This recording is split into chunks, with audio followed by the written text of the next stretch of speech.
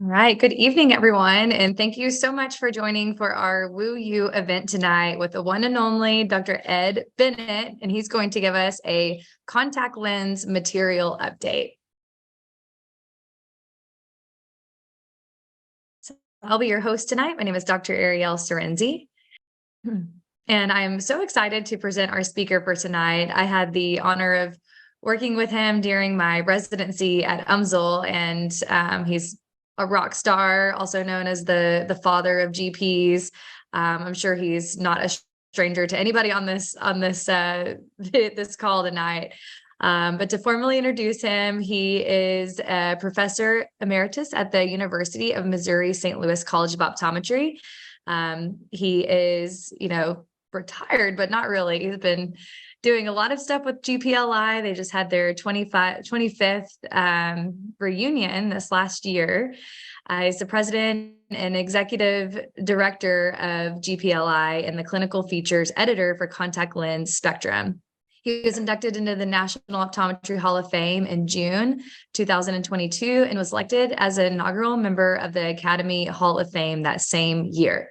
He is a past chair of the Contact Lens and Cornea Section Council of the American Optometric Association and is a diplomate and a past chair of the Cornea Contact Lenses and Refractive Technologies section of the American Academy of Optometry.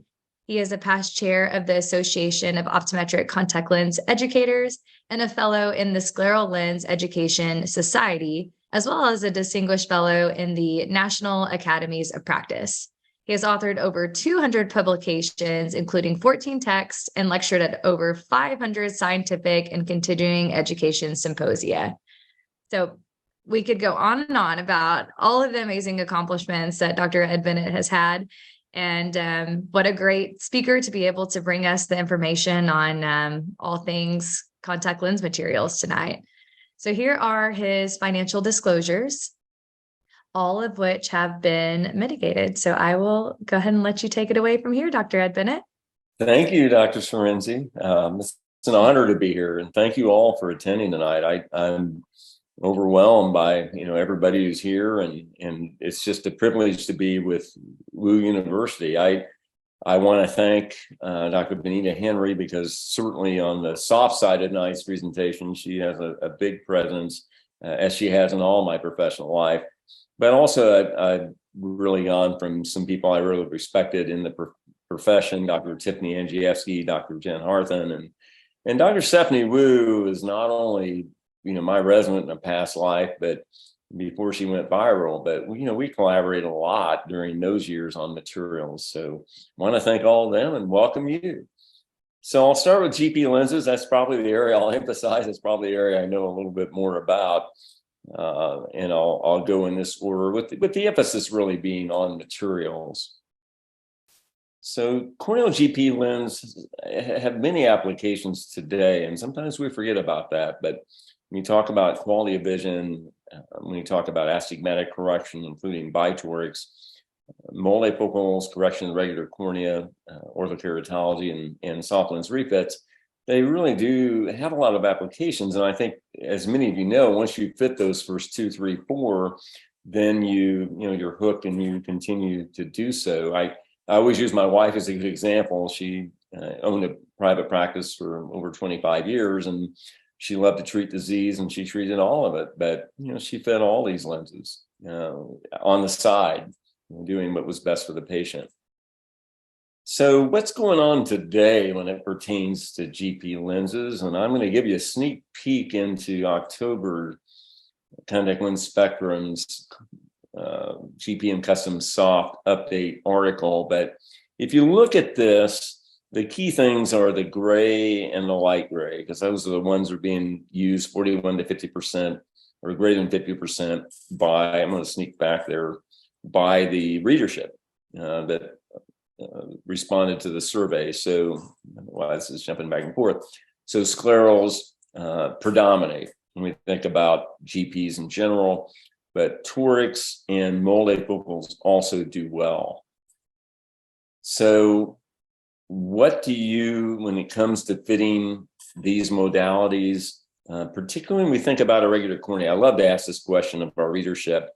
what your go-to lens is. Your go-to lenses, if you fit 100 irregular corneas,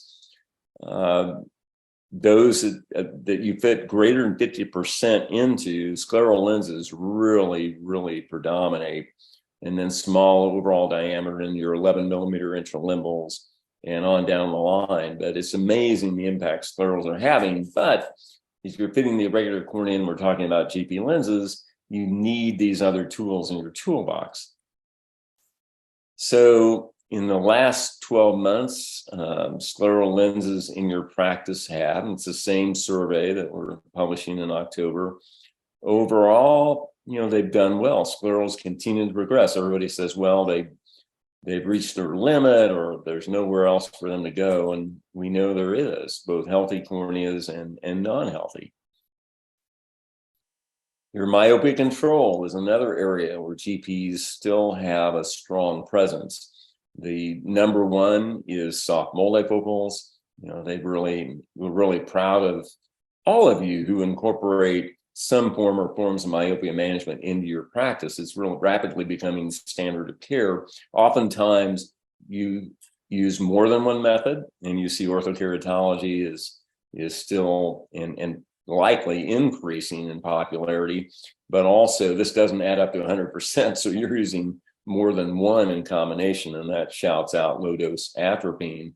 And the future looks very strong. In the last 12 months, what has occurred with orthokeratology? Well, the results of this survey say it overall, it's increasing. What's nice to see every year when we do this survey is the non-applicable, which means we don't fit orthokeratology, tends to go down every year. So orthokeratology is increasing. It's becoming easy to fit. It's fit empirically. So we're real excited about that. Let's talk about sclerals for a second. What percent of scleral lenses are ordered with toric haptics, quadrant specific, or sphericals? And you can see the quadrant specifics are really beginning to take off. People are looking carefully at these patients using topography and now profilometry in some cases. And they're looking at it in a way that we can go, well, the labs will not just go with spherical peripheral curves, but we have a toric sclera to be concerned about. So let's be able to match that. And you're seeing that toric haptics predominate, but we're really seeing quadrant specific be able to take charge. And I think in the future, that's going to continue. Do you use profilometry and scleral lens fitting? We talk about corneal scleral topographers and use this information. 1 in 6 do, but that's more than a year or two ago. We're up from around 10%. We asked our readership, what's the biggest advancement? And this was from last year, actually, in GP lenses in the last year.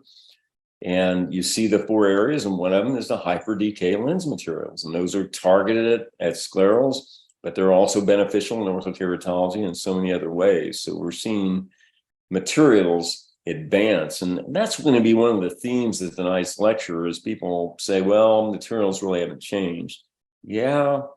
I've been around about 112 years, I go back to the days when it was just PMMA, and we see advancements every year in materials. Well, let's start before we jump into materials, managing the elephant in the room. And I always think that's important to talk about. And that is, in fact, well, there it is. And that's comfort. What are we doing to manage that when we talk about GP lenses? And that's materials and design, obviously. Back in the 1980s, we did a lot of studies looking at lens design and comfort because it was the most common cause for discontinuation.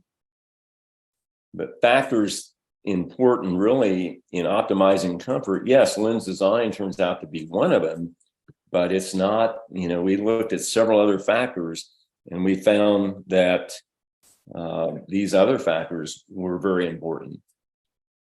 So we know that how you present GP lenses is important.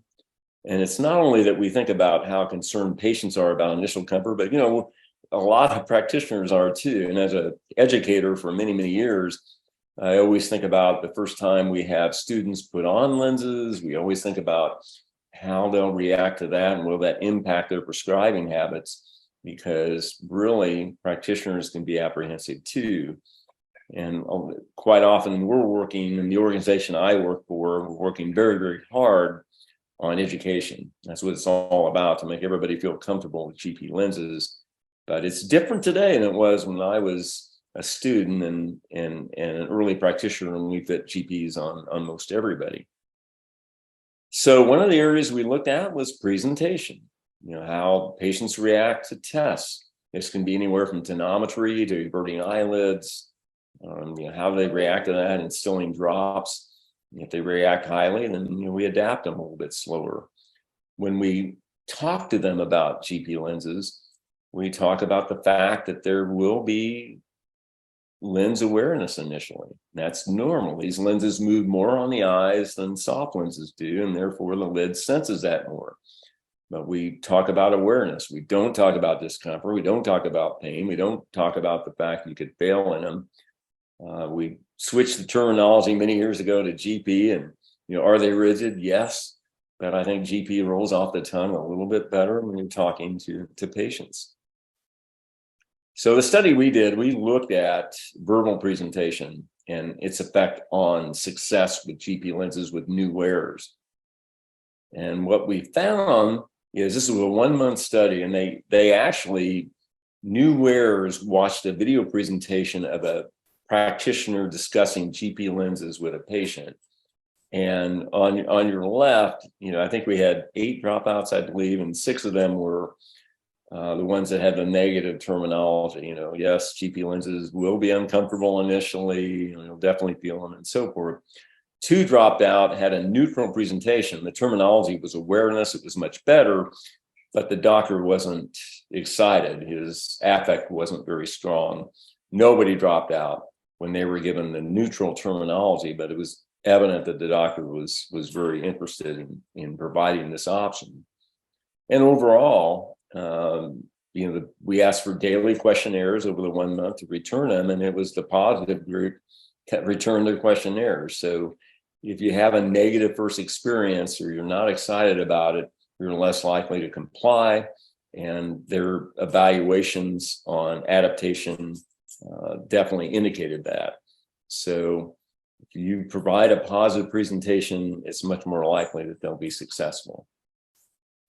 What about anesthetic use? Well, I go back to the days when you don't want to use anesthetic with a potential GP wearer. You'll just cause epithelial sloughing. And being part of the CLEC study in keratoconus, where we had to instill anesthetic multiple times, yes, that can occur if you have to do it repeatedly.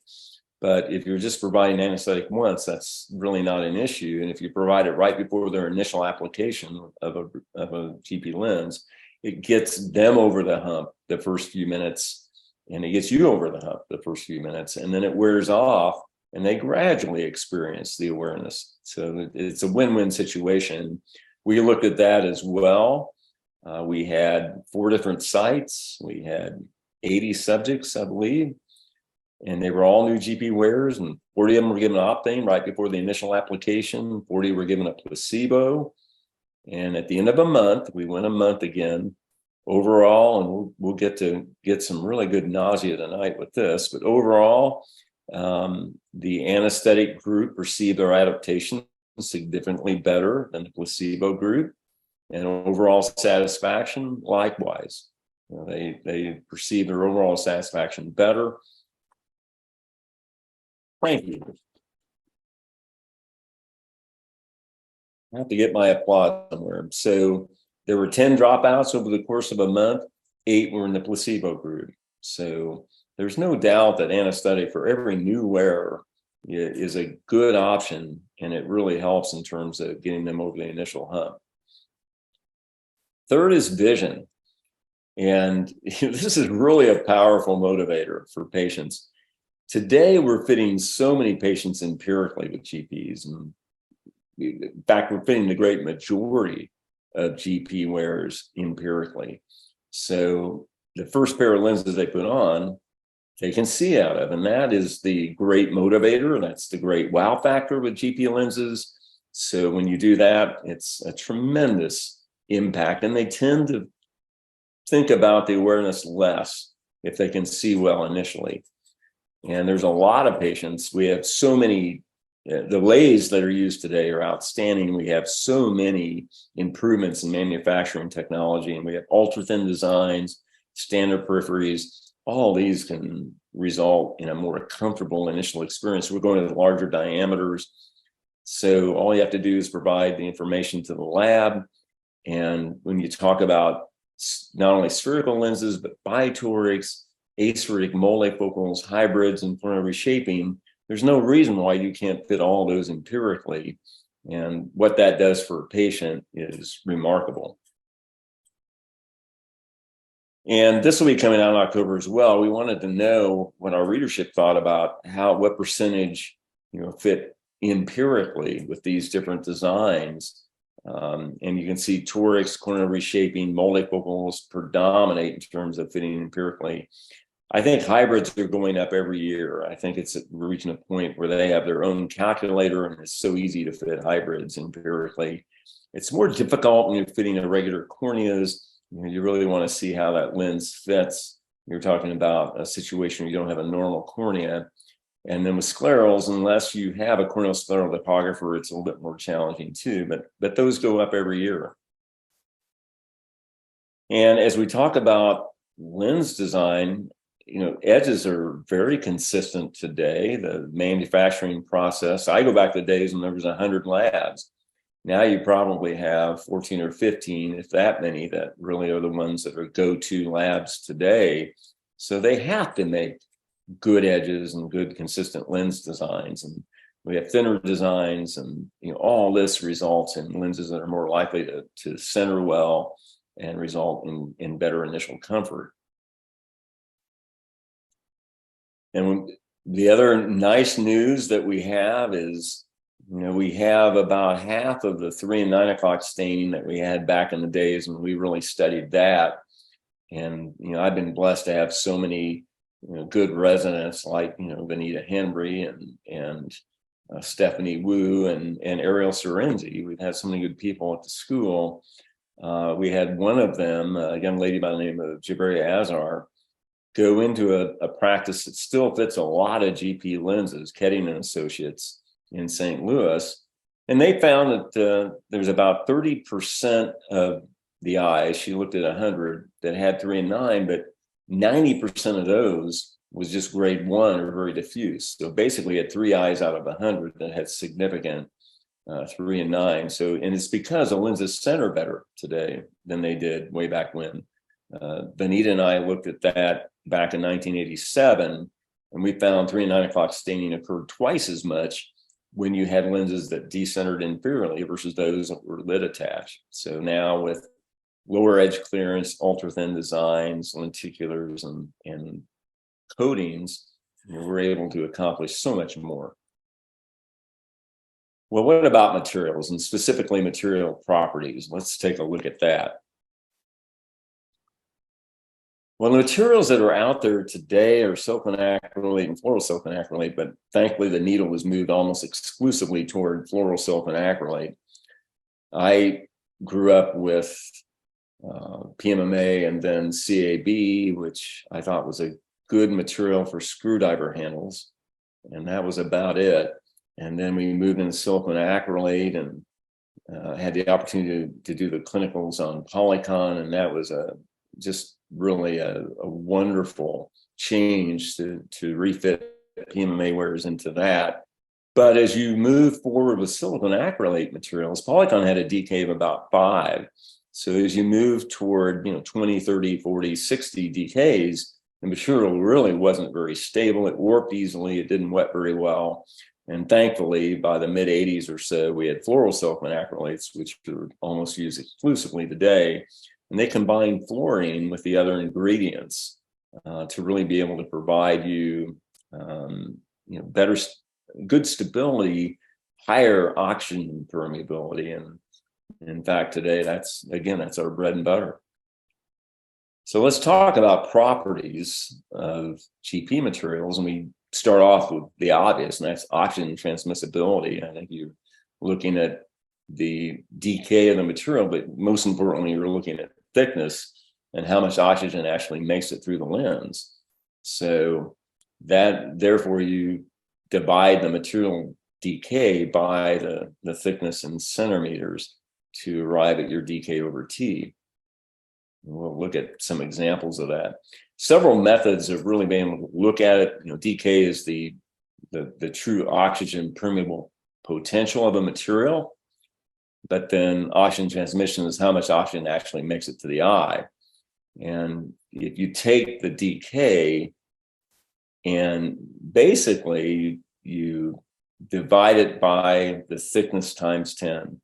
So if the thickness is 0.15 millimeters and the decay is 30, then your decay over T is going to be 20. And another form developed by Dick Hill at Ohio State was the equivalent oxygen percentage. You've got 21% oxygen reaching the eye. So the highest EOP value would be 21. So what percent reaches the eye? Well, hello. Just love to have noises in there for everybody to wake us up on a Wednesday night. The whole Merz criteria has kind of been the gold standard, I think, for oxygen transmission. And for DK daily wear, DK over T, 24 is the number. Extended wear, 34. But extended wear with no, when they wake up in the morning, they have no swelling whatsoever that's due to the lens, it's 87. We've actually had newer criteria from Debbie Sweeney and Joe Bonanno, looking at a much higher number for no residual swelling. But I think we look at, particularly today when we're thinking so much daily wear, that we really look at that 24 number very seriously. What are the other properties? Well, wettability is certainly a real concern. We want the lenses to wet well. We've made some great advancements there, as we'll talk about. I'm not a big believer in wetting angles. I hear all this from companies, and I just don't know where that's coming from. I know it's the ability of the lens for liquid to spread on the surface, but I think we just need to see it on the eye and know that we've got ways to improve surface wettability and materials that can accomplish that. Flexure, we've known about for a long time. We know the biggest cause of flexure is a steep base curve. It's a real steep profile, it bends. So going flatter helps a lot. Larger optical zone diameters, well, the steepest part of the lens, is large. The OZ is the steepest part, and it's large to increase sagittal depth. We know if we go to an ultraviolet design certainly on a moderate to high astigmat, that can cause flexure. Hyper decay materials are going to be a little bit more flexible than low decays. Refractive index, we look typically varies between 1.42, 1.47. Specific gravity, we're beginning to, I don't mean it's a pun, but we're beginning to gravitate toward lower values, because the higher the specific gravity, the heavier the lens is, and the heavier the lens is, the more likely it is to fall. So we're seeing a lot of values like in the 1.10, 1.13 range today. And the materials aren't the same as they were 15 to 20 years ago. We have higher oxygen permeability. We've got means of providing good surface wettability, better flexural resistance today. What I like is, if you used to, and I don't recommend this, you should rub the lens in the palm of the hand. But if you did rub it between the fingers, you could easily work a first generation fluorosilicon acrylate or a silicon acrylate lens, but not as easy to work today's. And then scratch resistance is much better. We spent decades polishing lenses, and today they're much. I use the analogy of a golf ball. 50 years ago, I'd hit a golf ball and I'd top it and I'd put this big dent into it. Today, I still top the ball, but at least it looks good until I put it in the water. What material do I use? Always a $1 million question, I think. Well, this is a tough question. It's almost like a finite mathematics equation, isn't it? There's so many materials out there today. You're going, well, what do I use? It's not that difficult. I think you can look at it fairly simple. I put it in categories. I don't think you should go lower than 25 in DK. And those are for your daily wear myopes and myopic bitoric patients. You get good rigidity, good wettability with these materials, I still like to use low decay. Still think they have a place in our practice. High decays, well, think of it this way: a +3 lens is twice as thick as a -3 lens. The center thickness is twice as thick, so you need twice the decay to deliver the same amount of oxygen. So hyperopes, people wanting to wear their lenses for long periods, typically your multifocal patients. And another one is keratoconus, and that's interesting because I always felt like keratoconus patients could do well in low decay. But then over time, you begin to realize, yeah, they're a daily wear myope, but they have fragile corneas. They tend to overwear the lenses because they don't see well out of glasses. So they'll wear them every waking hour and maybe a few non-waking hours. So high decay for them. And hypers are great today, particularly for sclerals and corneal reshaping. But the bottom line is, do you have to worry about materials? Not really. Let your lab do the worrying. They're great at it. They typically match materials with design very, very well. And I think you're well aware of that. Now, if you've seen this, and I've seen it a lot in a past life, it's not very much fun to see. You've got a non-wetting lens on your initial dispense, so the patient's going, well, there's some lens awareness, doctor, and I can't see, and what are the benefits of a GP? So fortunately today it's better. It's started with two major changes. One was labs going away from the standard pitch polish that they used in the manufacturing process. And sometimes it's a transparent polish, so you don't really see it, but if it stays on the lens, it causes that non-wetting. You have to use an extra strength cleaner to get it off. The other is when plasma treatment came along, and it just kind of blew all the stuff off the lens and just cleaned it very, very well. And there's active studies that show that it increased initial comfort slightly as well. But then we went to the next step. Now lenses are plasma treated and then coated. And this is a coating that encapsulates the lens. It's a PEG-based, available from Tangible Science. You know it as HydroPEG. And it really is been a tremendous advancement in lens materials, because now we're back to that point where I grew up and you could wear GP lenses for multiple years. Well, now you're back in that position again because of the ability of HydroPEG to really provide a really good wettable surface. And now I think all the major materials are approved for HydroPEG. It is solution dependent. The MPS systems are what are recommended. Doesn't recommend tap water, doesn't recommend Progent or abrasive cleaners. One of the areas that we all kind of feel like, oh gosh, that if you rub the lens every night and you clean it, that can impact the coating, but you have to rub the lens. You have to have patients clean the lens every night. Well, the good news is they came out with Tangible Boost, and that is a solution that restores the coating, typically used by patients on a monthly basis, and strongly recommended. And it's a multi-step process, similar to Progent, really, if you've used Progent and haven't used this.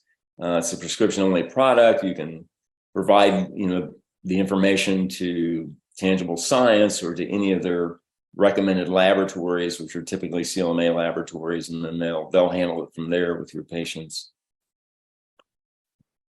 So let's look now at advancements in hybrids. We talked about conventional GPs. What about hybrids?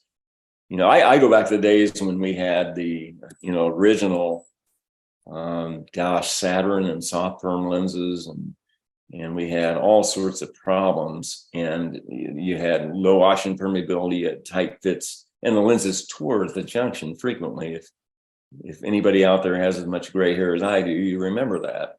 And it was frustrating, yet we were looking so much toward something new, particularly at that time with our keratoconus patients, where our only option was a small diameter corneal. I worked for an ophthalmologist for 10 years, and did a lot of fitting on his post-transplants and keratoconus patients, and was dying for something different because I didn't want the patient to end up having a transplant. Well, the good news is we've seen a lot of advancements in hybrids, not only in keratoconus, but in presbyopia and astigmats in these areas. And you've got a hyperpermeable GP center, you've got a psi-high skirt, you've got a junction that's really hard to tear. It's amazing how they're able to bond that. Now you can empirically order it, which makes it easy and gives the patient good vision on the initial fit. For your keratoconus patients, you've got the Ultra Health, which is standard keratoconus, or you've got an oblate design, reverse geometry design, the Ultra Health FC. And then, of course, numerous advancements in the multifocals. And I like the progressive. I thought their aspheric progressive was good. And then they came out with a center distance for their early presbyopes. But now they've come up with custom designs, and their new depth of focus design that certainly makes sense from the ability to see well at distance and near. That was developed in Australia. So, we've seen lots of nice advancements. The only thing I would say about hybrids that you still have to think about is they can still fit tight. And in that regard, the nice benefit today is you've got more skirt curves, so you can go to a flatter skirt curve. But I thought Jeff Sonsino's fit so many of these made a great point when he said that have patients, when they put them on, don't apply very much pressure. If they apply much pressure, then it squeezes out the tear film, and then it tends to suction.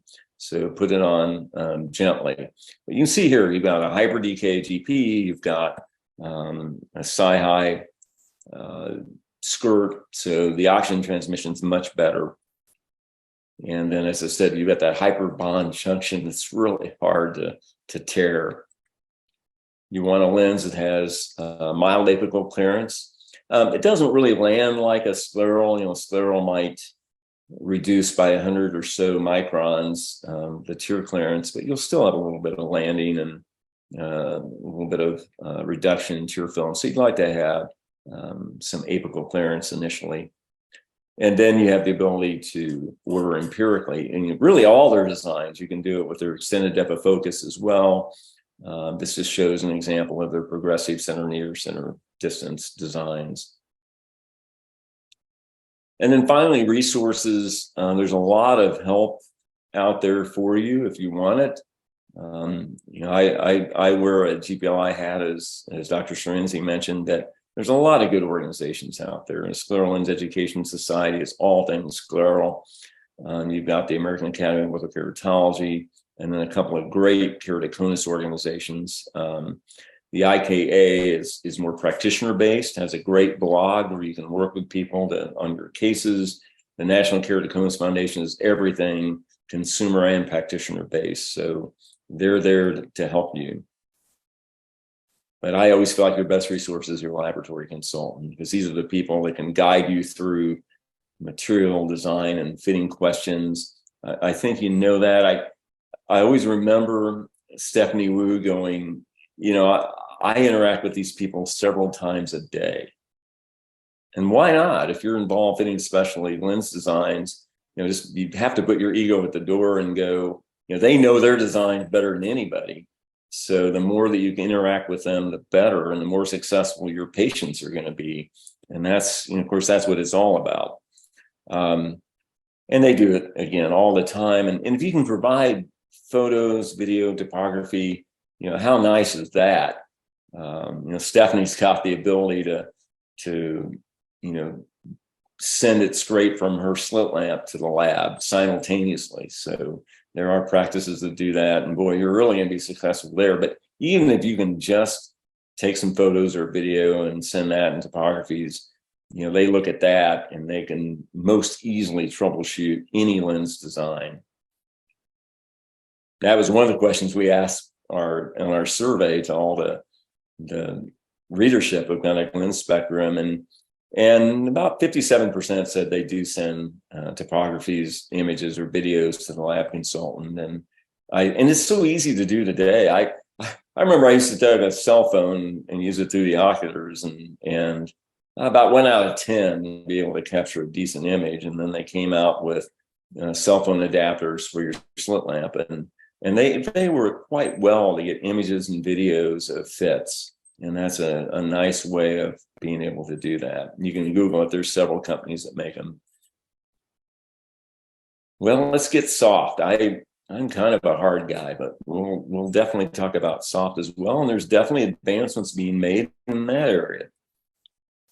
Now, we know that there are all these classifications, and we do have these 5 in particular. And I always have to smile a little bit because it's probably 30 years ago, maybe, I did a study in Scotland looking at acanthamoeba adherence to different types of lenses. And, the good news for me was I didn't adhere to GP lenses at all. If a GP wearer gets acanthamoeba, and they do, it has to be either they insert with tap when they have an injury in their cornea, and they insert with tap water, or they get sprayed, from contaminated water. But soft lenses do attract and adhere acanthamoeba. And the worst of the 4 are the ionic high water lenses. More water, charged. So you get the mucoproteins, and you get so much attracted, including acanthamoeba. And I remember going to a meeting in St. Louis, and I won't mention any names or companies, but the company sponsoring it, and the gentleman responsible for it was a really big name in research, and somebody that and he said, Ed, I'd like to meet with you at the dinner, I'd like to talk with you. And so I got excited. I thought, well, I've been doing all these GP studies. Now I'm going to find, it'd be good for me to do some soft lens study, especially for a prestigious company and a gentleman like him. So yeah, my wife was with me, and we were at a table with several other people, and boy, he just tore into me big time about the fact that we found ionic high water lenses to be the worst in the study, and that's what they had. So everybody needs to have their self-esteem lowered at certain times in their life, and that's what happened to me. So polymer chemistry is not my major, but it is interesting to see the improvements that we've made over the years. And we have the abilities today to obviously to integrate silicone, and also to make improvements in how we integrate silicone. And we're seeing improvements in the fact that we know that silicone obviously increases oxygen permeability greatly, but you worry about hydrophobicity, or you worry about non-wetting characteristics of silicone. And yet now we're even able to see how they copolymerize the materials and actually lessen the silicone that maintain high oxygen permeability. So it's beyond my scope of practice, but it's amazing what our polymer chemists can do today. So there's a lot of monomer characteristics, and there won't be a quiz question on this. I do go back again when we look at all these to a day when we I look at GMA, I guess, particularly, but we had back in the late 70s and 80s, we did the clinicals on these too. It was called the CSI lens, if anybody remembers that, glycerol methacrylate. And it was an outstanding lens. They could make it thin. It was really wettable. It was a sturdy material. It was kind of a material that didn't tear, and it kept its rigidity and wettability. The problem was ultimately they just couldn't make it into a disposable material. So it went away. But you look at these, the factors that enter in. We knew that HEMA had many positive qualities as well, but if you wanted to get higher oxygen permeability, you had to increase the water content, and sometimes that caused problems, and you just simply had low oxygen transmission. But that was our original designs. I remember we used to fit a lot of 70-80% water hydrogels, and then just watch them dehydrate during the day and fit tight and lose some of their oxygen permeability. So they have their benefits, but The bottom line is that last line, limited oxygen transmission, and that's why we see them on a limited basis. There are some special designs that we do rely on hydrogel lenses, but that trend still is going more and more toward silicone hydrogels. And again, the big reason is oxygen permeability. You can say the decay of soft lens materials range from 8.3 to greater than 100. Anything on the high end of that is silicone hydrogel, as you know. And you can also say that tear exchange of 1% to 2% behind the lens brings in oxygen, but you don't get very much deswelling during the course of a day. You get some direct, you get oxygen coming through the lens, more so than what tear exchange is going to do. GPs are obviously much better in that regard, but that's why, that's why SiHys, especially today's generation of SiHys, really have an important place. And you can see it here. We get decays, SiHys, and hydrogels. The hydrogels are down here in the like 20 to 30 decay or even lower areas. And you see the SiHys all up here, varying water content. But, in terms of oxygen permeability, very high, most being above 100. And this table shows many of these lenses where you have SiHys that all have over 100 decay values, and then they're made quite thin, especially for the myopic patient.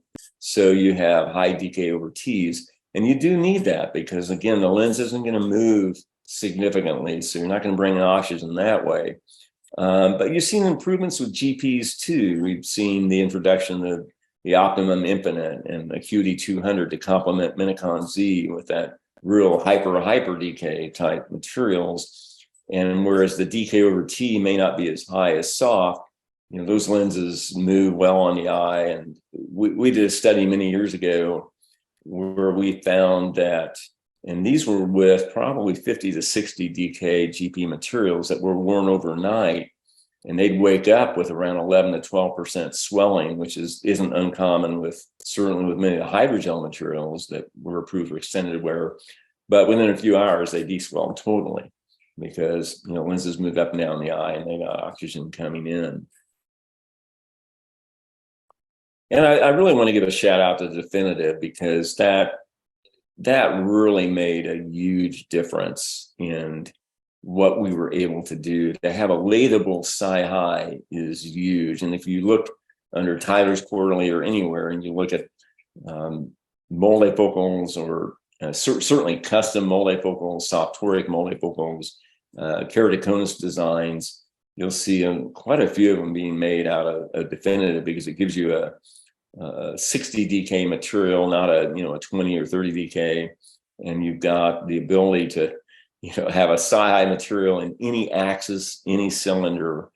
I think that's really, really important. And several of the keratoconus, I was looking at Tyler's today, and of the 8 labs that make keratoconus lenses, 4 of them have a Definitive material involved. And that really, when you talk about some of the thicknesses that are needed in the keratoconus designs, that's really important.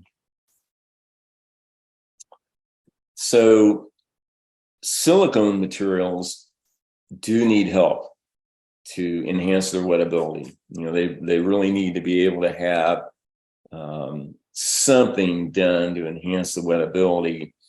And that's actually changed over the years. And that's actually gotten better over the years, actually, to be able to optimize wettability. We saw in the first generation that, we had surface treatments in those early generation of materials. And then we added wetting agents. But ultimately, we just changed the copolymerization. We just changed the chemistry and the monomers to really be able to, not necessarily have to go with a wetting agent or surface treatment. And that's really where we're at today. So it's getting better and better. Now, the wetting agents that we've used, whether it's PVP or polyvinyl alcohol or any of the ones that we've used, certainly they've been beneficial. Every lens, and this isn't a complete list by any means, but every lens is a little different. in terms of how they go about it. We just know in 2023 that it's better than it was in 2013, and it continues to improve. The modulus issue also is getting better, I think. Early on, and it's easy to think about when you fit the first generation silicone hydrogels, and you did have some problems. And particularly if you fit them extended wear, one of those problems was mucin balls, and then having this mechanical lesions, superiorly around the superior limbus. And these types of problems were caused by the stiffness of the material, the high modulus that we had back then, or popular back then. And I think a lot of the materials, it fit kind of flatter. You could have the edge coming out or fluting. But today, we've really seen a shift toward lower modulus materials. This gives you kind of an idea of, we're talking about materials of less than 0.8 modulus. And I think that we're seeing that this has been really beneficial, and the types of complications that we had before, we're not seeing nearly as much today. And much of what we hear about SiHys today in terms of clinical practice and minimal complications is different than we heard in the beginning. So the trend is towards SiHys. We still see, and this is from Jason Nichols' excellent contact lens annual report, and this was January 2022. We see hydrogel still 20%, SiHys around 69%, and going up. I think we're seeing trends in that regard. That PMMA, gives me a consternation, but that's actually probably about 0.6, I would guess, of 1%. And we're seeing more GPs and hybrids fall in that as well. What about custom soft lenses? I think we talk about materials, but we also think highly of when we have these special situations, and really custom fits are important for many different types of patients, even spherical patients that have corneal diameters that are out of the frequent range. So either larger or smaller, so you need to go to either larger, smaller diameters, but also think about changes in base curves. Now we have custom lenses, every cylinder axis, every cylinder power, high spherical powers, and correct keratoconus. We can certainly correct the astigmatic presbyope. And so this is an important tool to have in your toolbox. So what are the benefits? Well, obviously freedom from spectacle wear for patients unable to wear GPs, but have high cylinder presbyopia or whatever, and don't work with standard designs. You have a lathe cut SiHy material, as mentioned before, available in almost every conceivable parameter. And then a lot of times you can order trial lenses. Oftentimes these lenses are replaced quarterly. But you can order trial lenses in many situations to be able to try and see how they work out. Candidates, again, a lot of them, whether it's the high astigmatic patient. I think back to the days when we would leave a lot of uncorrected cell on patients because we didn't want to go to a soft toric. And then ultimately we didn't want to go to a custom soft toric. We'll just try to fit them into a standard. And that's why they're out there. You want to correct your patient's vision to the best possible. And that includes custom soft torics, GPs, and everything else here. And I know you know that, but it is critical when it comes to these patients. Keratoconus patients, certainly mild keratoconus patients, this is an option that you can use. Hybrids as well, and you have those. So it really is, when we think about custom soft, a real important tool. Keratoconus is certainly, we think about the tools that we use, and I think I showed that earlier, that when we looked at, how many of these patients go into sclerals, or they go into small diameter corneals or intralimbals or hybrids. But, some of those patients benefit from a soft lens as well. And again, you have the option of a SiHy.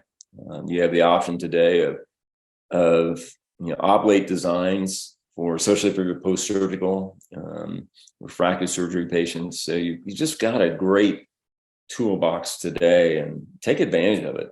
And talk to your labs. They know, they help you in terms of everything that they have or where you can get what you need. The only things you have to worry about is, particularly if you go with hydrogels, you have to worry about edema. You have to monitor these patients and the problems that can occur as a result of a tight fit or edema. I mentioned that even your spherical patients can benefit from custom lenses. Again, as you get into large corneas, you're increasing, sagittal depth. You go into small corneas, you're reducing it. And one size doesn't fit all. One base curve doesn't fit all. So there's been some great work done at Pacific University, Matt Lampa and his colleagues over there. And you can see that really about 23% of patients fall out of the so-called normal corneal diameter range. And we have labs and companies that provide you with lenses that go outside of the normal range. And you can get into the custom spheres and diameters that will help make these patients successful. Now, in our upcoming, again, I'm giving you a sneak preview into October's issue of Spectrum, but we always ask, you have patients that have 2 diopters or greater refractive cell, what percent would you fit into any one of these designs? And of course, I was looking at custom soft toric with this question, but they still like to go with standard soft toric. And I think probably if I went 2.5 diopters and asking that question, maybe that would change the answers a little bit. A lot of the standard soft torics in the 2.25, but you still get a fair amount that'll go to a custom soft toric in those situations. And if they fit greater than 50% into it, then that's, really that's your go-to lens. And you see spherical GPs and torics. I also said if you have a greater, greater than equal to a diopter refractive sill with the presbyope, what do you go into? Of course, I was hoping aspheric GPs would come out loud and clear, but and I also thought custom soft multifocals would be higher than they are, but the biggest answer was to allow that cylinder to go uncorrected. So that's this is how it turned out. And you can see that all these options are used as a go-to lens. What's the future look like? Well, we asked a couple of groups, our GPLI advisory board members and all of our past cornea and contact lens residents. We sent a couple of surveys out, and these are the areas that they came back with in the next several years: new latable high decay soft lens materials, hyper decay GP materials with greater deposit resistance, drug-eluting contact lenses. You've been hearing about that for years. We know allergy drug-elutings there, dry eye, glaucoma, the diabetic patient, they're coming. Smart lenses, there's been some setback in recent years there, but still hopeful. And then everybody's talking about applications with artificial intelligence. So, let's stay tuned. Let's see what happens there. So let's summarize. Bottom line, vision, GPs for moderate to high astigmatism, presbyopia, regular cornea, corneal hybrids for the mild to moderate case in irregular cornea, sclerals for the moderate to severe, low to moderate refractive cylinder. You can see the options there in terms of what you can go with, but certainly you got GPs, you got standard soft torics and hybrids. Ocular surface disease, if it's mild to moderate, you can go daily disposable, but the nice thing is we have an option with sclerals for the moderate to severe. Myopia management, we've got our options there: soft multifocals, orthokeratology. These are often combined with low dose atropine, and then initial comfort, obviously softs or hybrids. So the material toolbox continues to increase as there's advancements in technology and manufacturing. Material selection and application has really been made much simpler due to increased empirical fitting, and really there's been great improvements in manufacturing. So I wish you all the best in your fitting of contact lens patients, and I think the material technology is going to continue to improve.